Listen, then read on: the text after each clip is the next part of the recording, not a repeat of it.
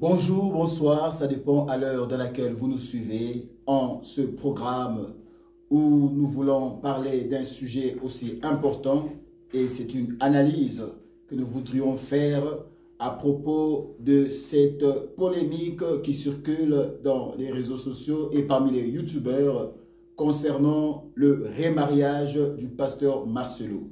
Voilà pourquoi nous parlons, est-ce que y a-t-il délai exigé ou non du remariage du pasteur Marcelo? Délai exigé, oui ou non, du pasteur Marcelo. Alléluia. Vous savez très bien que l'homme de Dieu venait de perdre son épouse, sa charmante épouse, qui l'a aimé toute sa vie, et Dieu, il a prié au Seigneur de la reprendre. Alléluia. Voilà pourquoi nous faisons cette analyse, parce qu'il y a une polémique qui circule à propos de cela. Est-ce que le pasteur Marcelo peut-il se remarier? Si rapidement, comme les uns le condamnent, pourquoi il parle de ces choses? Pourquoi il parle de son remariage aussi si rapidement? Y a-t-il une faute en cela? Est-ce que c'est anti-biblique? Est-ce qu'il a raison ou tort? C'est cette analyse que nous voulons faire parce que les uns trouvent cela comme un scandale. Les autres trouvent cela que ce n'est pas vraiment opportun pour ce moment. Et peut-être ça peut toucher certaines sensibilités. Voilà pourquoi nous sommes là ce soir ou ce matin, ça dépend à l'heure de laquelle vous êtes, pour cette analyse.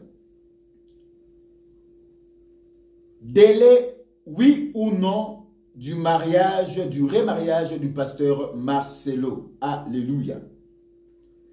Que la Bible parle.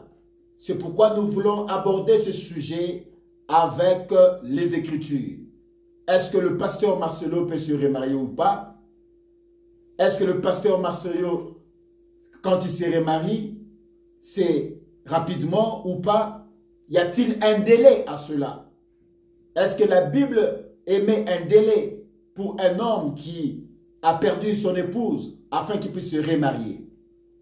Voilà pourquoi nous passons dans la lecture de la parole dans le livre de Romains chapitre 7. À compter du premier verset, la Bible dit ceci. « Ignorez-vous, frères, car je parle à des gens qui connaissent la loi, que la loi exerce son pouvoir sur l'homme aussi longtemps qu'il vit. Ainsi, une femme mariée est liée par la loi à son mari tant qu'il est vivant. Mais si le mari meurt, elle est dégagée de la loi qui l'a liée à son mari. Si donc, du vivant de son mari, elle devient la femme d'un autre homme, elle sera appelée adultère. Mais si le mari meurt, elle est affranchie de la loi, de sorte qu'elle n'est point adultère en devenant la femme d'un autre. Alléluia. Ici, c'est l'apôtre Paul qui parle. Ici, c'est l'apôtre Paul qui parle. Alléluia. Dans le livre de Romains, il parle en utilisant ces paroles pour dire que c'est la femme qui est liée aussi longtemps avec son mari. Mais avant de poursuivre, nous voulons prier. Dieu d'Abraham, Dieu d'Isaac, Dieu de Jacob, nous te recommandons ce moment entre tes mains. Donne, Seigneur mon roi, au travers de cette analyse, éclairer la lanterne du peuple de Dieu en général et de tous ceux, Seigneur mon roi, qui sont intéressés à ce sujet concernant l'homme de Dieu sur son remariage. C'est dans le nom puissant de Jésus que nous avons ainsi prié et nous disons Amen. Dans cette portion des Écritures, on nous parle plus de la femme qui est liée à l'homme alors qu'elle est en vie. Mais si l'homme décède, c'est-à-dire que cette femme peut se remarier. Mais en d'autres termes, aussi longtemps qu'elle est en vie, elle ne peut pas avoir un engagement avec un autre homme du vivant de son mari vivant. Alléluia. Sinon, elle commettrait un adultère. Et par ricochet, ça va aussi de même pour l'homme qui est resté en vie et dont la femme est en vie. Il ne peut pas non plus marier ou épouser une autre femme aussi longtemps que sa femme est en vie. Au cas contraire, s'il épousait une autre femme, il commettrait lui aussi l'adultère. C'est pourquoi l'apôtre Paul dit ici, « Ignorez-vous, frères, car je parle à des gens qui connaissent la loi. » Alors, c'est ça la doctrine. Que la loi exerce son pouvoir. Parce que le mariage, c'est un lien. Ça engage deux individus, deux personnes. C'est ça qu'on dit le lien du mariage. Ils sont liés aussi longtemps qu'ils sont en vie. C'est pourquoi lors de la confession, il déclare, « Je t'épouse, je serai ton mari, soit ton épouse, jusqu'à ce que la mort nous sépare. » C'est un lien. Alors, la séparation, c'est à l'un du décès de un des époux. Alléluia. Et c'est ça que l'apôtre Paul dit ici. Si donc du vivant de son mari, elle devient la femme d'un autre, elle commet alors l'adultère. Mais si son mari décède, elle est libre de pouvoir s'engager parce qu'elle ne commettra pas d'adultère. Et par ricochet, il en est aussi pour l'homme. Si sa femme décède, il peut se remarier. Il ne commettra pas une adultère. Mais du vivant de sa femme, il ne peut pas le faire. Parce que cette loi le lie à l'épouse qui est vivante. Alléluia.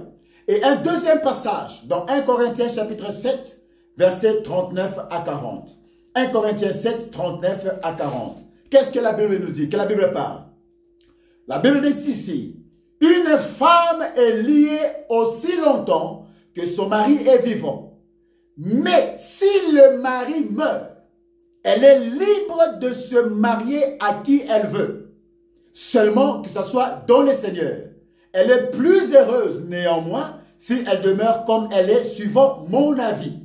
Et moi aussi je crois avoir l'Esprit de Dieu.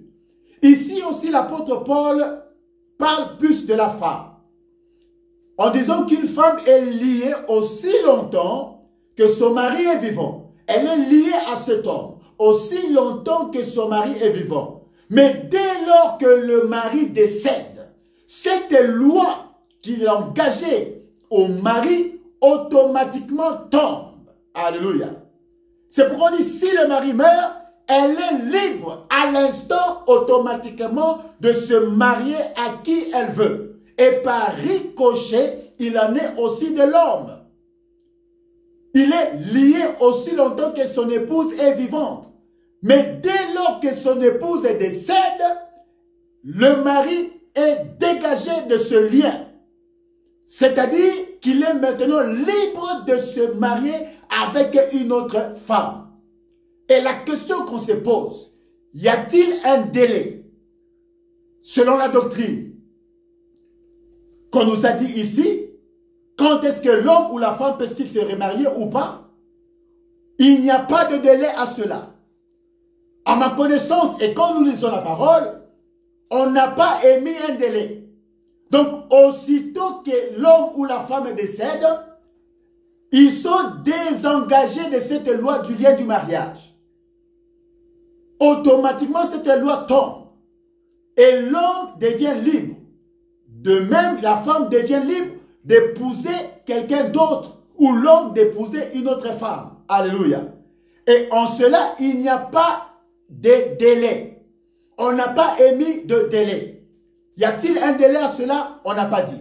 On n'a pas dit après un mois. On n'a pas dit après une année. On n'a pas dit après 5 ans que l'homme ou la femme doit se remarier ou épouser un autre homme ou une autre femme. Il n'y a pas de délai en cela selon la doctrine. Alléluia. C'est pourquoi l'apôtre Paul proposait ici, dans le cas de la femme, qu'elle serait mieux pour elle de rester ainsi veuve, sans pouvoir épouser un autre homme, selon son avis. C'était son point de vue. Alléluia. Ainsi, par ricochet, il en est aussi pour l'homme. Donc, quand je regarde ces deux portions des Écritures, il n'y a pas de délai, soit pour l'homme, soit pour la femme, quand un des époux décède, pour que l'homme ou la femme puisse se remarier. Parce que le lien qui les engageait, c'était de leur vivant. Une fois que l'un décède, l'autre est désengagé, devient libre. Alléluia. Donc, toute cette polémique sur l'homme de Dieu, le révérend pasteur Marcelo Tounassi, n'a pas lieu d'être selon la doctrine. Parce qu'il n'y a aucun délai qu'on donne. Voilà pourquoi, sur mon point de vue, peut-être pour ne pas toucher certaines sensibilités, ça dépendra maintenant de l'homme de Dieu, qui pourra voir quel temps qu'il pourra avoir pour réfléchir, pour prier, afin de demander l'orientation du Seigneur, pour pouvoir s'engager avec une autre femme. S'il a la capacité de rester tel qu'il est, veuf, il peut l'être. Mais l'apôtre Paul dit que tout homme est son épouse et chaque femme est son époux. Toutefois, pour éviter l'impudicité, il est bon qu'on se marie. Alléluia. C'est ce que l'apôtre Paul nous dit dans 1 Corinthiens 7. 1 Corinthiens 7, versets 1 à 3. Que la Bible parle. Pour ce qui concerne les choses dont vous m'avez écrit, je pense qu'il est bon pour l'homme de ne point toucher de femme. Toutefois, pour éviter l'impudicité, que chacun ait sa femme et que chaque femme ait son mari. Que le mari rende à sa femme ce qu'il lui doit et que la femme agisse de même envers son mari. Si l'homme de Dieu juge bon de rester ainsi, veuf, c'est son choix. Mais s'il juge bon qu'il ne peut pas demeurer dans cet état, pour éviter toutefois l'impudicité, il a droit de se remarier. Il n'y a aucun délai dans la doctrine pour lequel, si un des partenaires décède, l'autre partenaire doit attendre pour se remarier ou pas. Non, la Bible n'a pas donné de délai. Voilà pourquoi, en venant sur un autre passage biblique, j'aimerais éclaircir notre lanterne à ce sujet. La loi qui lie les deux époux, le lien là, c'est pendant qu'ils sont vivants. Et du vivant de la servante de l'Éternel, l'épouse de l'ex-feu épouse du révérend pasteur Marcelo, quand ils étaient vivants, elle était vivante, elle était engagée à son mari. Du moment où elle est décédée, alléluia, le pasteur Marcelo est devenu libre. Et il a droit de s'engager à une autre femme, à une autre épouse. Alléluia. Maman Blanche, cette servante de l'Éternel, de son vivant, je pourrais dire qu'elle avait aussi un testament. Et j'aimerais éclaircir notre lanterne. Dans le lien du mariage, comme nous le dit Paul, les époux sont liés à cause de cette loi. L'un l'autre ne peut pas s'engager avec un autre homme ou une autre femme, sinon ils commettront l'adultère. Mais au décès de l'un d'eux, ils sont dégagés. S'ils se épousent, ils se remarient, ils ne commettent pas l'adultère. Mais maintenant, pensons-y.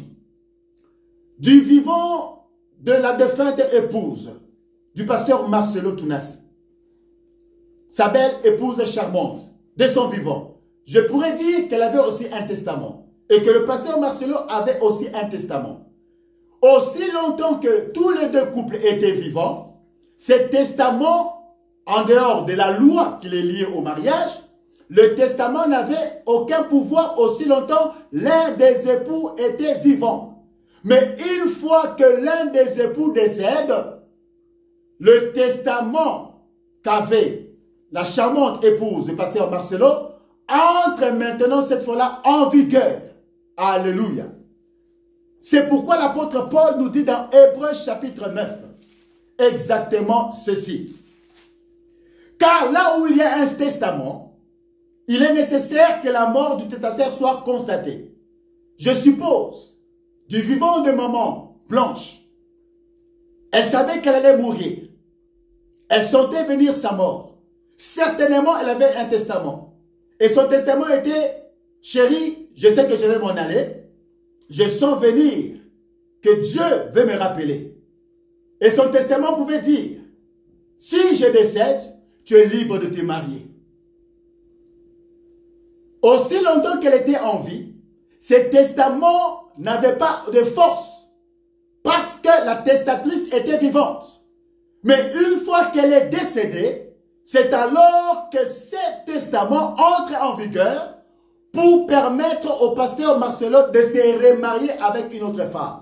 C'est pourquoi l'apôtre Paul dit, car là où il y a un testament, il est nécessaire que la mort du testateur soit constatée. Verset 17. Un testament, en effet, n'est valable qu'en cas de mort, puisqu'il n'a aucune force tant que le testateur vit. Aussi longtemps que Maman Blanche était en vie, le pasteur Marcelo n'avait pas droit d'épouser une autre femme parce qu'il y avait la loi du mariage et le testament de Maman Blanche n'avait aucun pouvoir en ce moment-là, tant qu'elle était en vie. Mais le jour où elle est décédée, ce testament est entré en vigueur et c'est ce qui permet au pasteur Marcelo de pouvoir épouser une autre épouse. Voilà en bref mon analyse. Délai, oui ou non, du remariage du pasteur Marcelo. Y a-t-il un délai pour que le pasteur Marcelo Tounassi se remarie? Selon la doctrine, je dis qu'il n'y a aucun délai. La Bible n'a pas fixé le temps. C'est-à-dire que ce testament entre en vigueur au même jour, à la même minute que l'un des conjoints décède. Automatiquement, la loi qui les reliait dans le mariage les rend libres de pouvoir se marier à une autre femme ou à un autre homme. Parce que cette loi devient caduque et elle tombe automatiquement et l'homme devient libre, soit la femme devient libre. Et le testament entre en vigueur cette fois-là. Lorsque on constate le décès du testateur. Ainsi, nous pouvons dire qu'il n'y a pas de délai en réalité pour que le pasteur Marcelo puisse se remarier.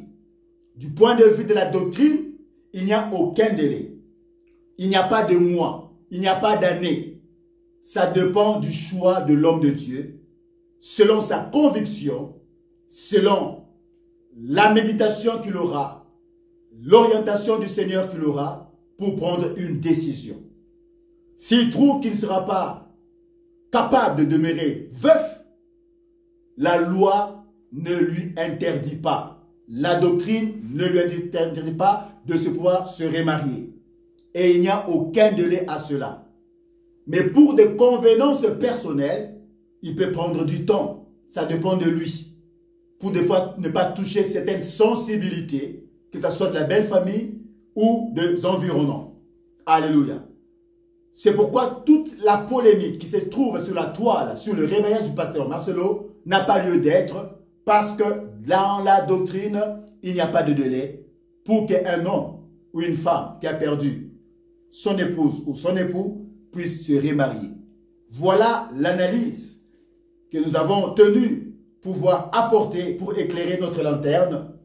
Alors cette polémique qui est peut-être un scandale pour les uns et les autres sur le propos du pasteur Marcelo n'a pas lieu d'être selon la doctrine que la Bible parle. Et dans la Bible, on n'a pas donné de délai à un homme ou à une femme quand son époux décède ou quand son épouse décède pour se remarier. Il n'y a pas de délai. Parce que c'est comme un testament. Ça entre en vigueur lorsqu'on constate le décès du testateur. Automatiquement, ça entre en vigueur. Le même jour, la même date du décès de l'épouse du révérend pasteur Marcelo Tounassi, cet testament est entré en vigueur. Il a droit de se remarier. Mais pour des convenances personnelles, il peut prendre du temps. En se remariant, il ne pêche pas, il ne commet pas non plus un adultère. Donc cette polémique n'a pas lieu d'être. Le seul choix revient au pasteur Marcelo Tounassi, soit de prendre du temps ou de ne pas prendre du temps. Il est protégé par la doctrine, car Paul dit, toutefois pour éviter l'impudicité, que chacun ait son mari et que chaque femme ait son époux ou chaque homme ait son épouse. Il n'a pas rompu la doctrine, il est dans la doctrine, alors il est libre de faire ce choix. Mais pour des convenances personnelles, il peut prendre du temps peut-être pour ne pas toucher certaines sensibilités. Voilà mon analyse pour ce soir. Je vous remercie d'avoir suivi cette analyse et que Dieu vous bénisse. Abonnez-vous sur cette chaîne, Apôtre Guy Pascal Kalubé Pamouzo officiel. Likez, partagez, commentez et nous voulons prier. Seigneur, mon Dieu, mon roi, nous te disons merci pour cette analyse qui a éclairé la lanterne des uns et des autres. Et si d'autres ne sont pas d'accord avec cette analyse, toi, Saint-Esprit, tu sais convaincre le cœur et par rapport à la parole, parce que la parole a parlé, il n'y a aucun délai pour un conjoint dont l'autre conjoint est décédé afin de pouvoir se remarier. La Bible se tue là-dessus et la Bible n'a pas précisé ni donné de délai. Parce que le testament entre en vigueur quand le testateur décède. Ça entre en vigueur et ainsi le pasteur Marcelo a droit de se remarier. Merci pour ta parole et cet éclaircissement. Dans le nom de Jésus, nous t'avons ainsi prié et nous disons Amen. Soyez bénis. Abonnez-vous sur cette chaîne, Apôtre Guy Pascal Kalubé Pamouzo officiel. Et de cette manière que vous allez augmenter l'algorithme de notre chaîne YouTube. Que Dieu vous bénisse abondamment. À la prochaine occasion pour un prochain numéro. Ciao.